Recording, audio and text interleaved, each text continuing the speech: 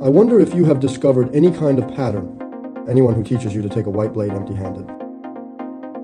Or, when teaching you how to deal with a dagger, what kind of scenarios are they? What kind of situations are those? The other party stabbed him with a dagger. So how do we do that? Or catch him, or to catch him, or it is to block for him, or it is to parry for him, and then through grappling, or then by grappling. In what way did you subdue him? But have you all ever thought about it? It makes sense when you look at it. That's the way to go. I memorized it. I'm great. But what about in real life? No one is slowly stabbing you with a dagger like this, waiting for you to catch it. But how about it? But what about it?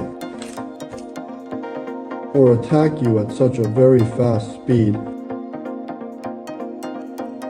You don't have time to grab his hand at all. You were stabbed by this dagger.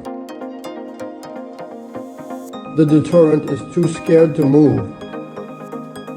Then all those moves mentioned before will not work well. Therefore, everyone should remember, when facing the dagger, if the distance is far, then remember to run immediately. If the distance is not particularly far, find obstacles to avoid. As a last resort, remember my first point, find weapons as long as possible.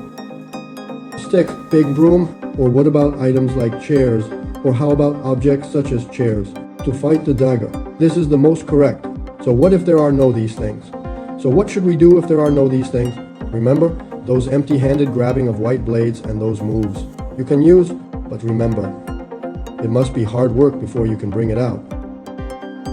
It's not something you can grab by looking at it once. Once you scratch this handball, or it's empty, look, or when caught like this, soon your hand will be bleeding profusely. Or even if you catch it, look. Even if caught, or even if they are caught, look, his hands are alive. No one took the dagger. The head will slowly stab towards you. Everyone must be clear about this. So when you go to do those moves to seize the blade with bare hands, without rehearsing it thousands of times, all the moves are empty talk.